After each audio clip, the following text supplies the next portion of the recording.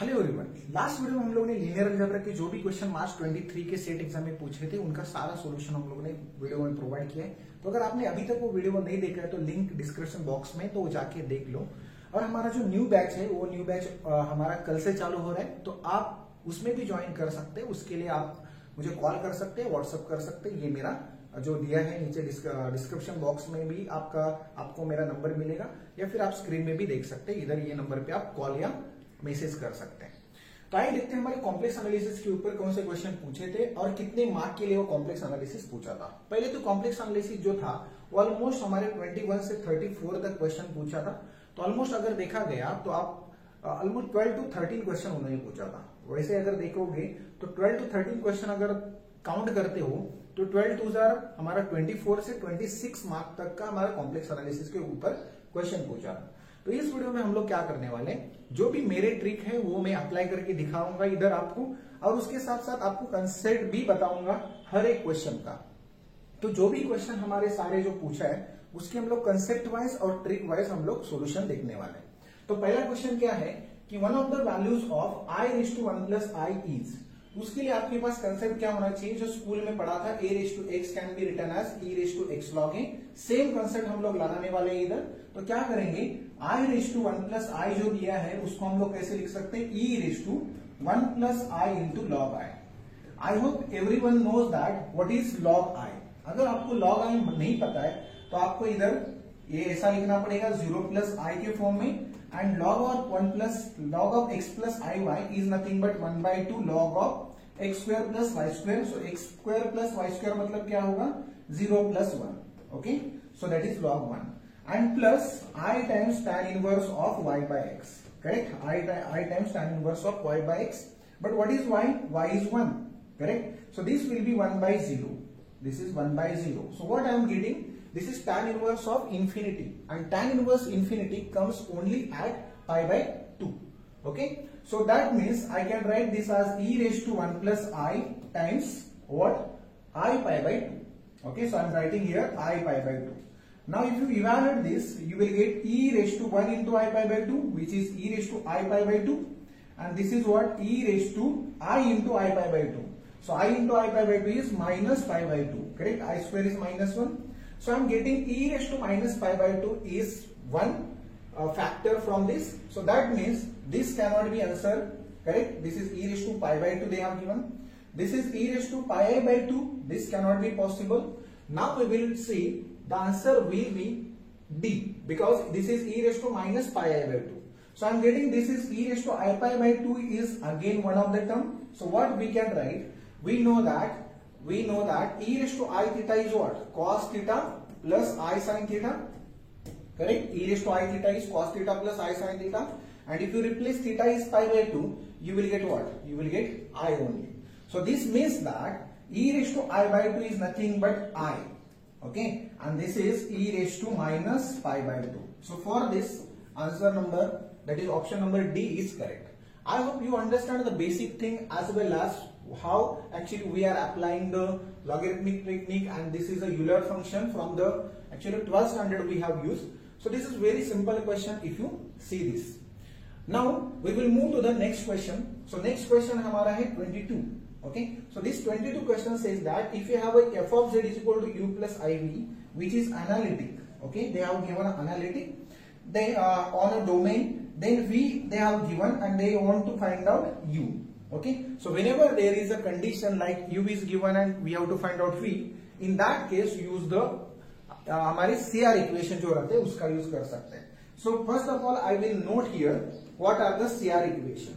so CR equation means Cauchy-Riemann equation we have to use whenever there is analytic condition, CR equation you can apply।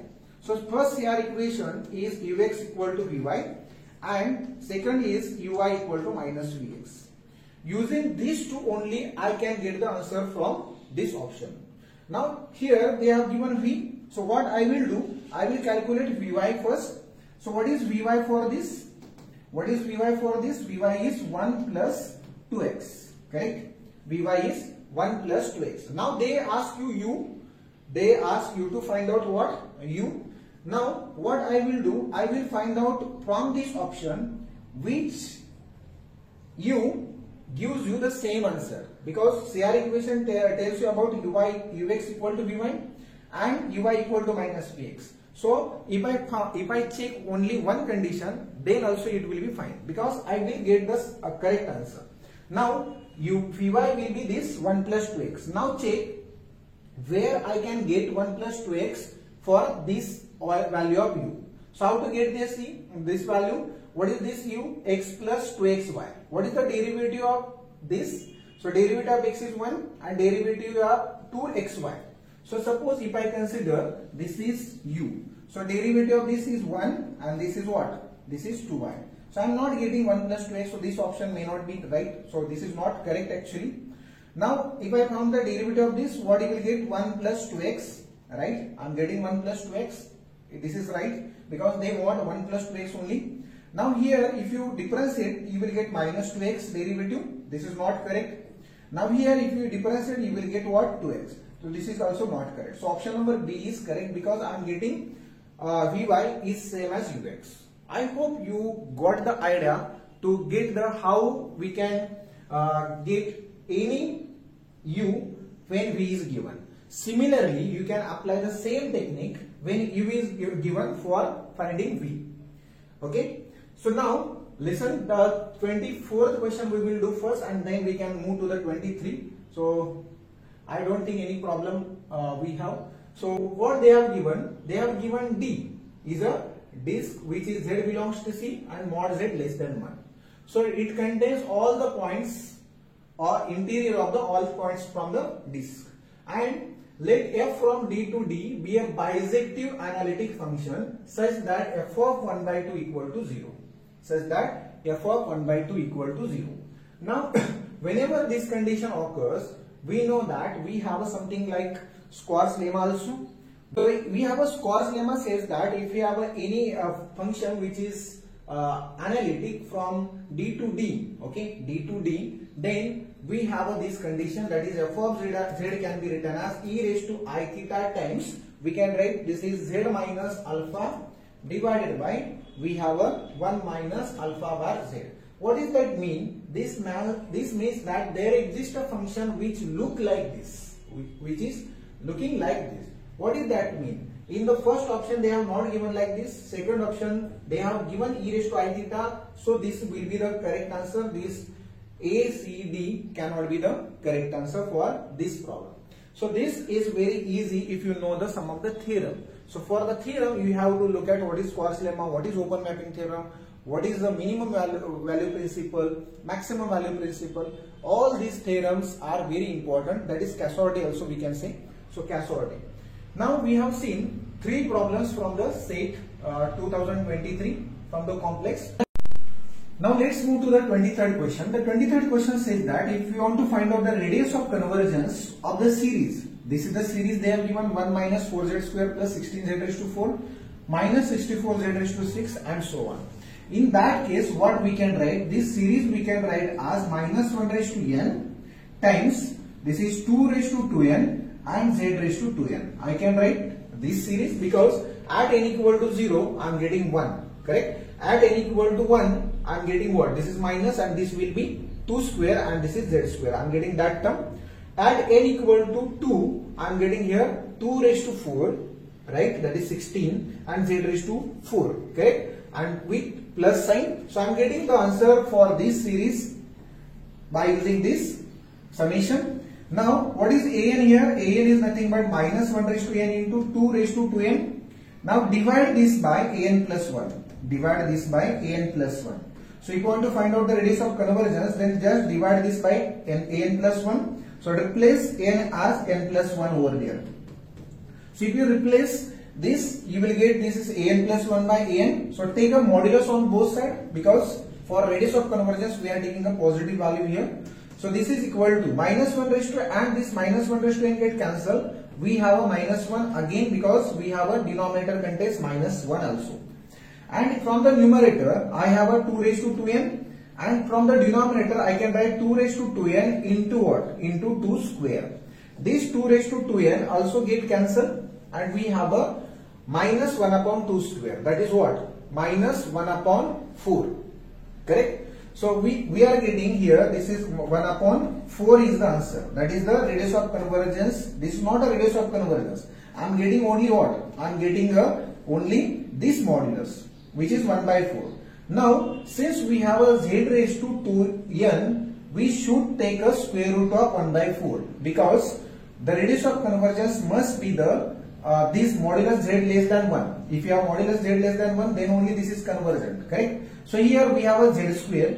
So z square is 1 by 4, correct? So z square is 1 by 4. So z is will be what? 1 by 2. So for this, if you take the square root of this, you will get 1 by 2 is the answer. So for this problem 23, the answer is 1 by 2. Now if you look at the 25th question, 25th question says that if you have a Mobius transformation on C infinity that has infinity as its only fixed point. Okay, infinity as its only fixed point. What does that mean? Whenever we have a f of z which is of the form az plus b divided by cz plus d, in that case, when we get infinity as only fixed point, whenever there is a c is not 0 and a minus d equal to 0. Okay.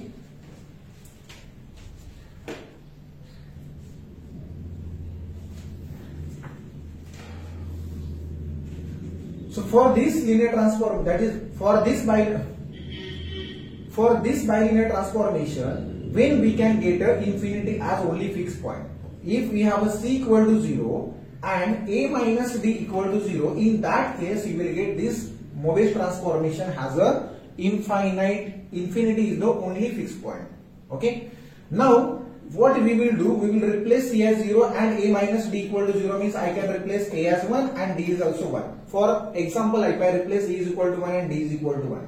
So what you will get? You will get z, and also I will replace b is suppose 1. So I am getting z plus 1 divided by 1. So this means that I am getting z plus 1 as f of z. Okay. So f of z is equal to z plus 1 means it is not a rotation, right? It is not a dilation also. It is a just translation, because we are translating z as z plus 1, and it is not inversion also. So based on one of the concept from when we can get infinity as only fixed point, from that I can get this f of z has only a translation. I hope you got it.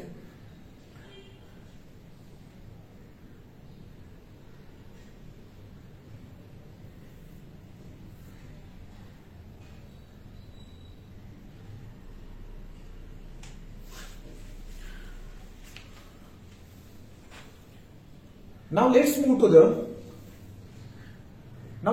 the next question, question number 26. What question number 26 tells you? If you have a function which is analytic, correct? If you have a function which is analytic on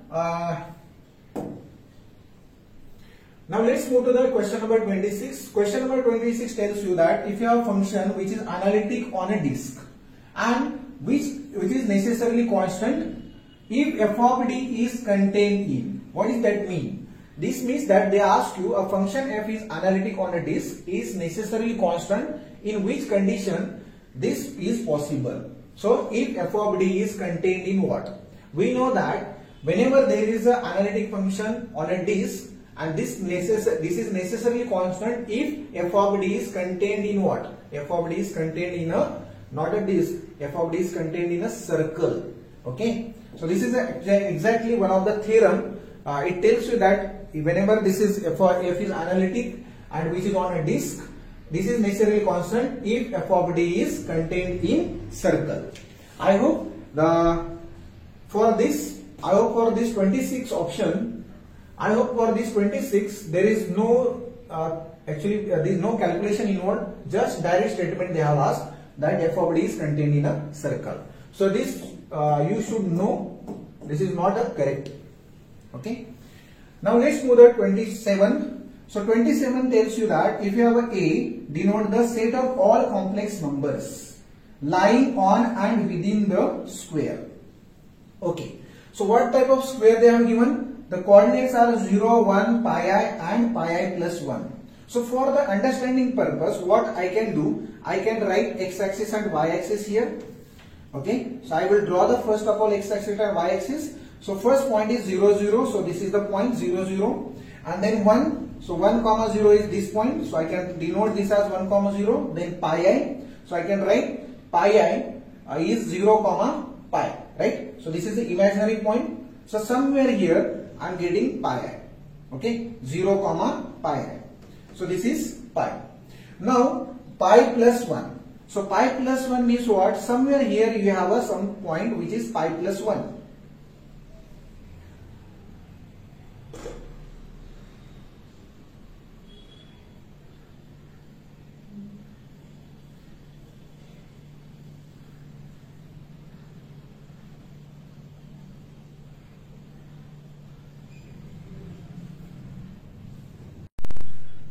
Now let's move to the next question, that is question number 27. Question number 27 tells you that if we have any set A, denote the set of all complex number lying on and within the square having vertices.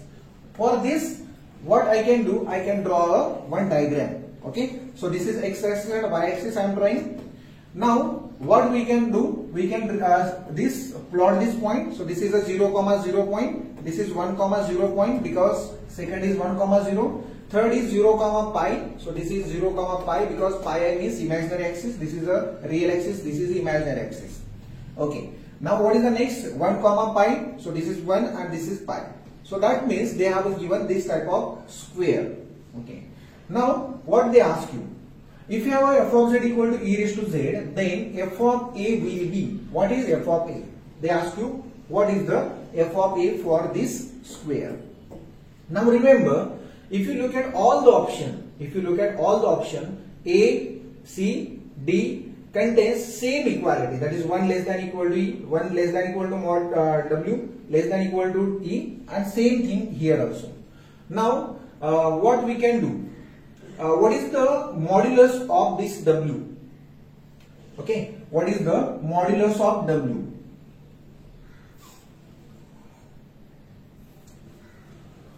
So for this, if you replace f of z is W, then W will be e raised to z. Now can you tell me at z equal to minimum value, that is 0, what is the answer you are getting? For z equal to 0, I will get e raised to 0, which is 1, correct? So that means the lower bound should be 1. So here also they have given lower bound is 1, lower bound is 1, lower bound is 1. Now, but here they have not given, that means this is not correct. Correct? This is not correct. Now what will be the upper bound? If you replace z as what? If you replace z as something like 1, okay? If you replace z as 1, then what is the answer? If you replace z as 1, then you will get e raised to 1, which is e. What does that mean? The upper bound must be your e. So here A, C and D contains the upper and lower bound is same, that is 1 and e. Now we have to look at what is the argument for this. For this purpose, what I have to do? We have to take we have to find out the argument for this e raised to z. E raised to z can be written as what? E raised to z can be written as e raised to x plus iy. Correct? E raised to x plus iy, and this is e raised to x into e raised to iy. Correct? So here e raised to x into e raised to iy, this can be written as e raised to x into, what is e raised to I theta? E raised to I theta is cos theta plus I sin theta. E raised to iy is, that is e raised to I theta is cos theta plus I sin theta. So this must be what? This must be what? Cos y plus I sin y. Correct? Now what is the real part? For this problem, what is the real part? Real part is e raised to x into cos y. And what is the imaginary part? E raised to x into sin y. And we know that for finding the argument, we need to find out what is theta. Correct? Theta is tan inverse of y by x. Now here, if you look at, this is my y. Correct? What is e raised to x sin y? Is my y. So what I will do, I will replace this as tan inverse of e raised to x into what? E raised to x into sin y, and whole divided by e raised to x into cos y. And this e raised to x and e raised to x get cancelled. Correct? This e raised to x get cancelled, and what I am getting? Sin y by cos y.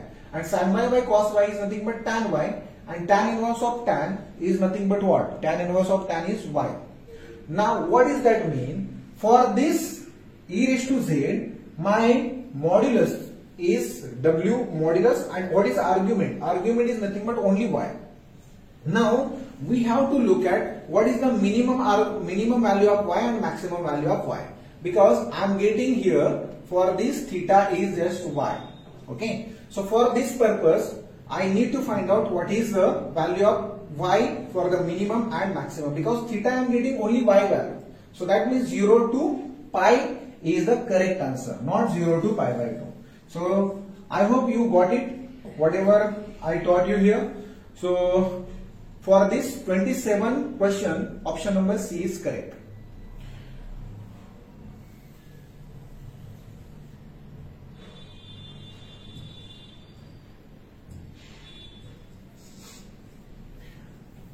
Now we will move to the 28th question. So 28th question tells you about the what is the this integration z raised to 4 into sine 1 by z dz. Okay. Now what we can do? We can write this. We can find there are so many ways to solve this problem. But what I can do, I will write the answer for this problem. Whenever there is integration, answer for this problem is 2 pi I into sum of residues. Okay. 2 pi I into sum of residues. Correct? Now what I will do, I will find out the residue for z raised to 4 into sine 1 by z. So I am not going to find out the residue by using limit method. What I can do, I will write this z raised to 4 into sine 1 by z in a series form. So how to write z raised to 4 into sine 1 by z? This is z raised to 4. Sine 1 by z series is what? First of all z. Then what? Z raised to that is z minus z cube by 3 factorial. So z cube by 3 factorial means what? 1 by z cube into 1 by 3 factorial.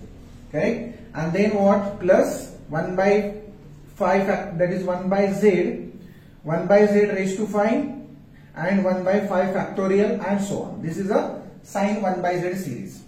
Now if you multiply inside, what you will get? You will get z cube.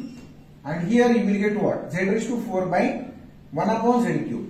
What answer you will get here? This is nothing but z by 3 factorial is 6.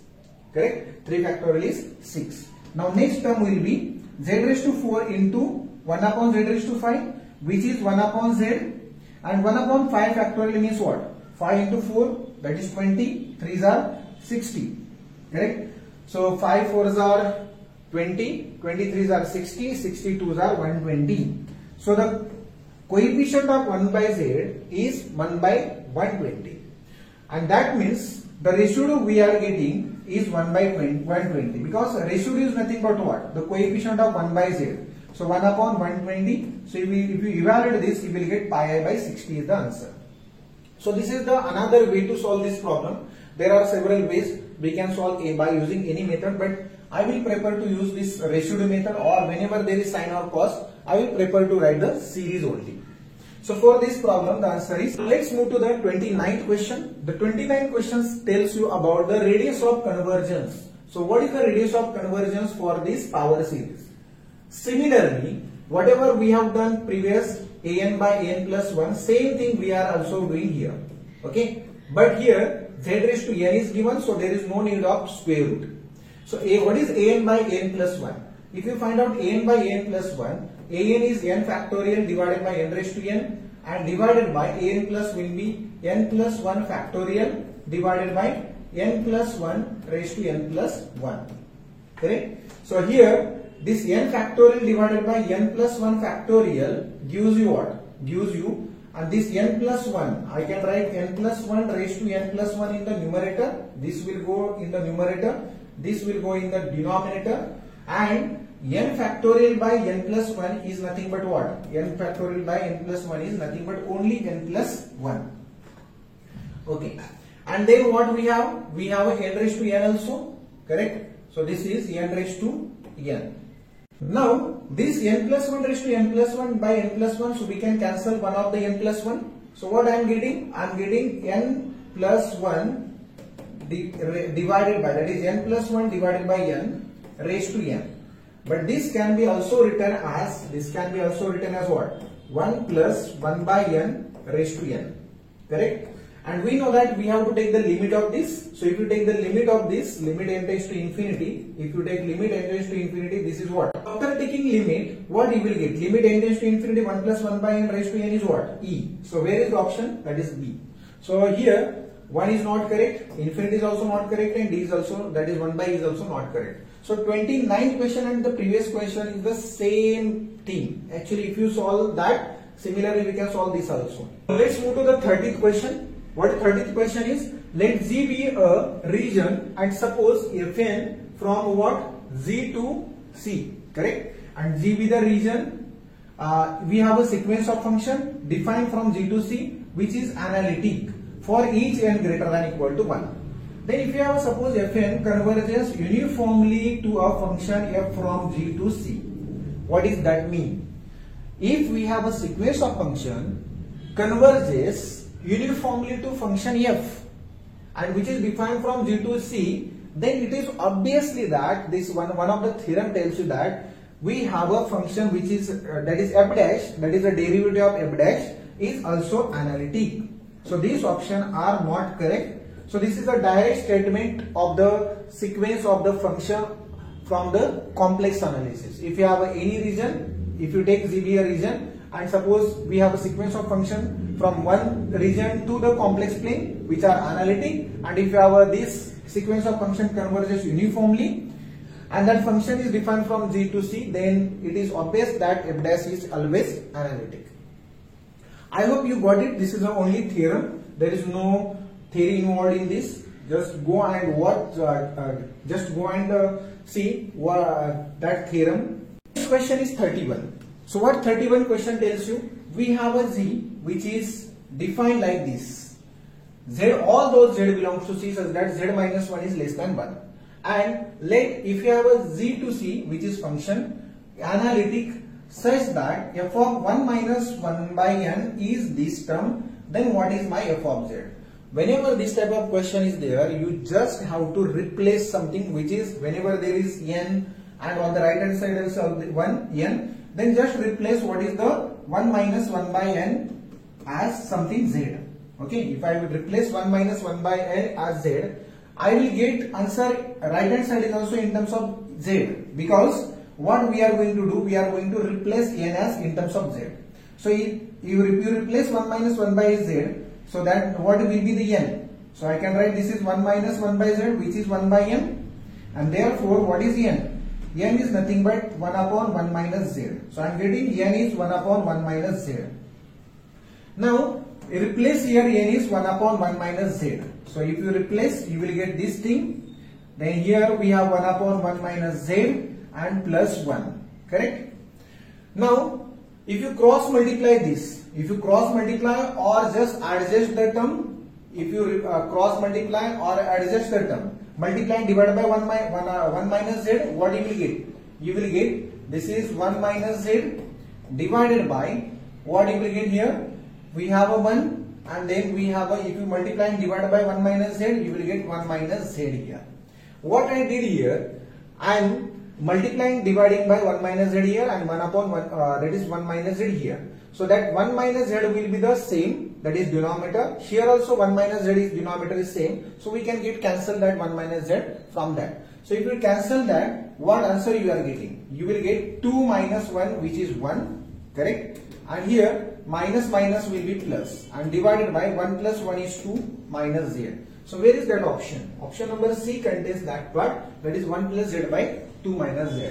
So remember, whenever this type of problem is there, you just replace whatever they will give you, just replace that is Z and find out n, and that n you should replace on the right side. You will get that function f of Z.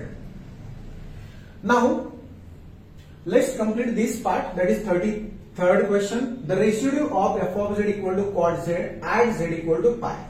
Residue of f of Z equal to quad Z at Z equal to pi. Now I already told you there are two types of residue. One, residue at Z equal to A. If you have a simple pole, if you have a Z equal to A simple pole, then the residue will be Z tends to A, into z minus a into f of z. This is the formula for the residue whenever there is a pole of order 1. But if you have pole of order n, that is at z equal to suppose a, and this a is a pole of order n, then in that case we have to divide this by n minus 1 factorial, okay, and then take the limit z tends to a and differentiate this n minus 1 time. What we have to differentiate n minus 1 time? This z minus a raised to n into f of z. Okay, these are the two formulas we have whenever we have a residue. Residue for the simple pole, residue for the pole of order n. 1 upon n minus 1 factorial, limit z tends to a, take the n minus 1 derivative of this term, z minus a raised to n into f of z. What is f of z? This term. Now they have given z equal to pi is the simple pole. They have not told you anything about this is order what actually they have given. So that's why what we can do, we can apply the first formula, because there is no repetition. Pole means what? There is a repetition in that pole. Okay, so there is no repetition in z. So what we can do, we can use the first formula only. So they want residue at z equal to pi. So I will write this is equal to residue at z equal to pi is nothing but, what is residue at z equal to pi? Limit z tends to pi, z minus pi into f of z, which is cot z. Okay, now this is equal to limit z tends to pi. If you write this as z minus pi, cot z is what? Cos z by sin z. Cot z is nothing but cos z by sin z. Now if you replace z equal to pi, numerator contains 0, denominator is also contains 0. So this is of what? 0 by 0 form. Now use the L'Hopital rule. What is the L'Hopital rule? Take the derivative of denominator separately and take the derivative of numerator also separately. So z minus pi as it is, that is u into v rule. So z minus pi as it is, cos z derivative is what? Minus sin z, and then plus cos z as it is, derivative of z is what? 1. Correct? And if you replace z equal to pi, this will be 0, this cos pi will be minus 1, and this cos pi is also minus 1. Minus 1 divided by minus 1 will be plus 1. So residue of f of z equal to cos z at z equal to pi is 1. Into the 32nd question, that is 32. Consider the following two statements. What is the statement they have given? First statement is an entire function f with real part of f is less than equal to imaginary part of f is constant. Okay, so entire function f with this condition is constant they have given. And second condition is there exists an analytic function f from the unit disk into unit disk, that is del, such that f of 0 equal to 1 by 2 and f dash 0 equal to 3 by 4. Okay, so if you don't know, the first statement is always true, because entire function with this condition is always constant. This is a theorem, or we can prove this also, but there is no meaning to prove here. This is always true because we have some theorem. Now the second statement says that there exists an analytic function from unit disk to unit disk. So whenever there is unit disk to unit disk, try to find out the answer from the Squar's lemma. So what is the Squar's lemma? If you have something like f of 0 equal to 1 by 2, then we can get f dash 0 also. So we have something like formula f dash z divided by 1 upon 1 minus 1 upon f of z square. This is always less than equal to, this is always less than equal to 1 upon 1 minus z square. This is always less than equal to 1 upon 1 minus modulus z square. Now what they have given? They have given f of 0. They ask you to find out f of 0. So I will replace z as 0. So what you will get? F dash 0 divided by, this is f dash 0, correct? F dash 0 divided by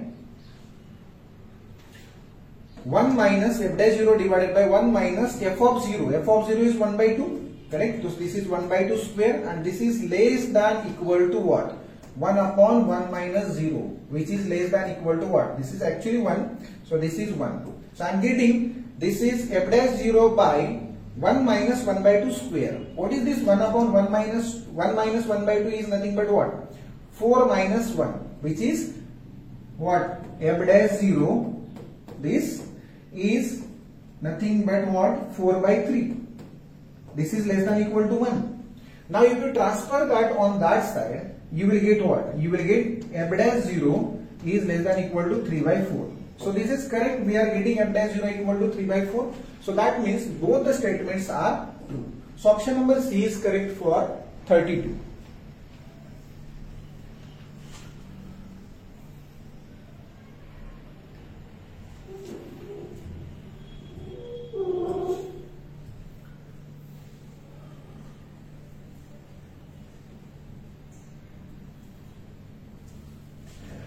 Now let's move to the last question from our this complex analysis, March 23. What is the last question? We have a G which is defined on unit disk, not unit disk, defined mod Z in such a way that 0 is less than Z, less than 0.1, and f of Z equal to e raised to 1 by Z. Then Z belongs to Z also they have given. Then what is the condition we have to find out? Now this type of problem whenever we have to use something like open mapping theorem. But for the open mapping theorem, we should know that function must be analytic. Okay, so that function must be analytic here. So, but here what they have given, f of Z equal to e raised to 1 by Z. Correct? E raised to 1 by Z is analytic. E raised to 1 by Z is analytic. But where? Analytic except what? Except Z equal to 0. Why? Because at Z equal to 0, you will get what? 1 by 0 is infinity, e raised to infinity is nothing but infinity. So here, the function is not analytic at Z equal to 0. So that's why I have written f of Z equal to e raised to 1 by Z is analytic, but except at what? Z equal to 0. But they have not included Z equal to 0 inside this G. F of Z is dense in C. Correct? So we have proved that e raised to 1 by Z is analytic except at Z equal to 0, and then using the concept from the open mapping theorem, we can say that f of Z is nothing but dense in C. This is not equal to Z, this is not also C, this is not correct, this is dense in C. So we can apply here open mapping theorem. So finally we got the answer of all the problems from the question number 21 to 34. So that means we have solved 13 questions. The 13 twos are 26 marks. You will get it. Okay, I hope you like this video. If you like this video, then please like, share and subscribe this video. If you join the batch, then please call or message on this following number. So thank you. We will see you in the next video.